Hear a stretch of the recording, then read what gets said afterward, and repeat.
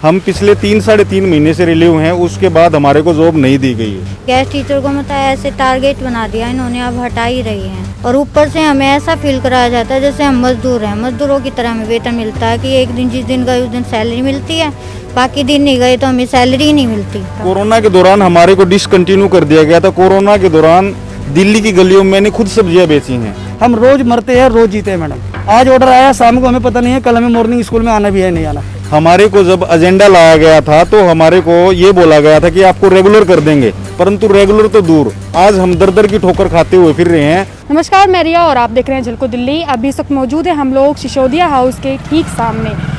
आपको बताएं कि जहां पर आप सभी जानते हैं कि शिक्षा को लेकर काफ़ी बड़ी बड़ी बातें की जाती हैं, लेकिन उस शिक्षा को देने वाले शायद शिक्षकों के बारे में बहुत कम सोचा जाता है।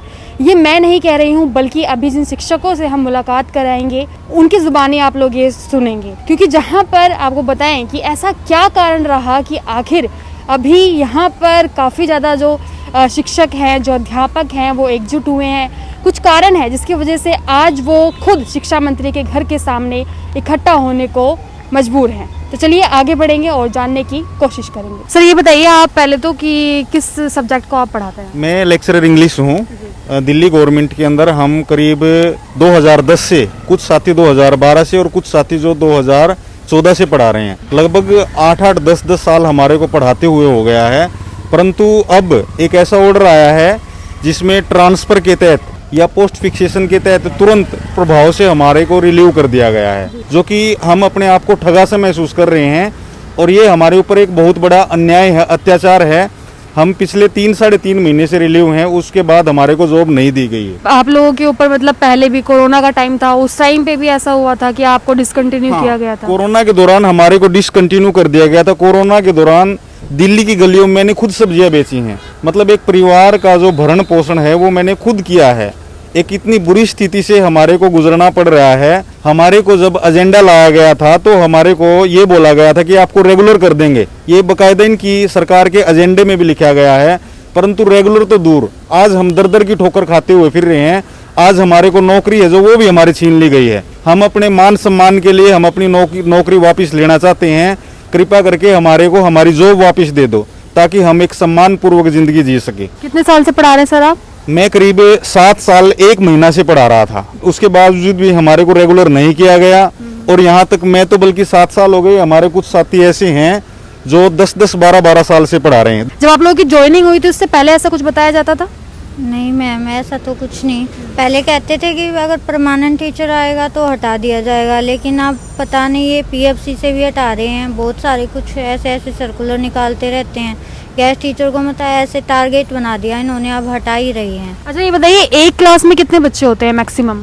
मैम एक क्लास में 80-80, 90-90 बच्चों को कर देते हैं। और एक ही टीचर पढ़ाता है? जी एक ही टीचर। और अभी तो इन्होंने 175 पे पीजीटी में एक टीचर को अलॉट किया है। रेशो इन्होंने बहुत ज़्यादा किया हुआ है। थोड़ा रेशो कम किया जाए तो सभी टीचर को जॉब आसानी से मिल सकती है। अच्छा ये बताइए आप, जैसे कि ऑनलाइन क्लासेस हुई थी उस टाइम पर आप लोग कंटिन्यू किया गया था? जी हमें ऑनलाइन क्लास भी पढ़ाई है, जब भी बुलाते थे हम हर वक्त। लेकिन गेस्टों का आज इतना बुरा हाल किया हुआ है इन्होंने। हम पूरी मेहनत से पढ़ाते हैं और ऊपर से हमें ऐसा फील कराया जाता है जैसे हम मजदूर हैं, मजदूरों की तरह हमें वेतन मिलता है कि एक दिन जिस दिन गए उस दिन सैलरी मिलती है, बाकी दिन नहीं गए तो हमें सैलरी ही नहीं मिलती। अच्छा सर, प्रमोशन की बात यहाँ पर हो रही है, आप बताइए कि इसमें कोई एज फैक्टर भी देखा जाता है? प्रमोशन का जो डिपार्टमेंटल जो काम है मैडम, उनका टीजीटी या पीजीटी से, जो भी पीआरटी से उनका जो वर्किंग ईयर का एक्सपीरियंस है उसके अकॉर्डिंग उनका प्रमोशन होता है। उसके आधार पर अगर परमानेंट जो पोस्ट हैं सारी परमानेंट दिखाई जाती हैं। गेस्ट टीचर भी काम कर रहा है तब भी वो वैकेंट पोस्ट दिखाई जाती है।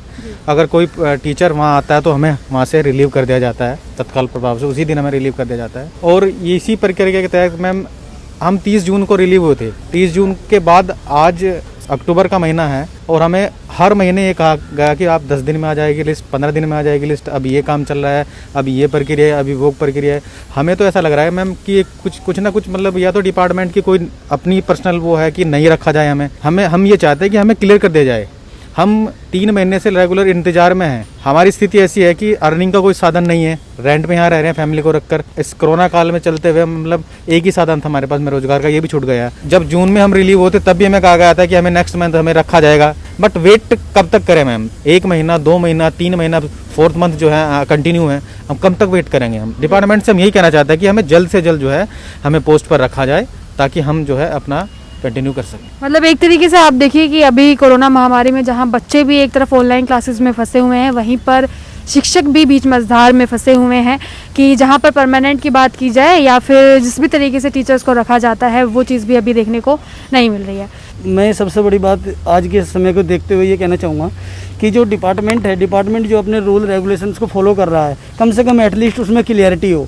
बहुत सारे पेरेंट्स हैं हमारे जैसे लोग, हमारे छोटे छोटे बच्चे हैं जो बिल्कुल रोड पे खड़े हैं, खाने पीने की व्यवस्था भी ख़त्म होती जा रही है, रेंट पे हैं, रेंट की व्यवस्था भी नहीं दे पा रहे हैं, जिस कारण से हम लोगों को इकोनॉमिक कंडीशन ख़राब होती जा रही है। या तो हमें बता दी जाए कि हम लोग स्कूल में आ जाएंगे, हमें कोई तरीका बता दे, कोई माध्यम बताए जिससे कि हम लोग अपने जीवन को सर्वाइवल कर सके, अपनी जीविका को चला सके। हमारे पास इनकम का कोई साधन नहीं है। एज ए गेस्ट टीचर भी कभी भी निकाल कर खड़ा कर सकते हैं हमें लोग, कभी भी ऑर्डर आ सकता है हमारे लिए। हम रोज़ मरते हैं, रोज़ जीते हैं मैडम।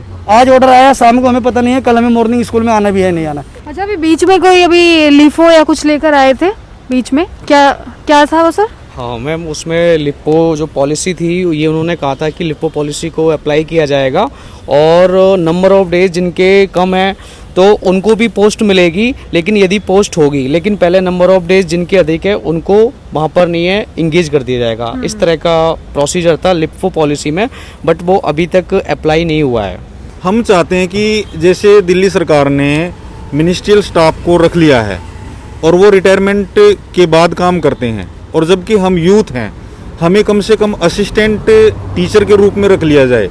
हमारे लिए अलग से पद है, जो पोस्ट है वो क्रिएट कर दिए जाएं ताकि हमारा जो बार बार रिलीविंग होने का जो झंझट है ना वो ही ख़त्म हो जाए। हम बार बार रिलीव होने के बाद एक हमारे को मतलब एक वेदना होती है, एक दुख होता है।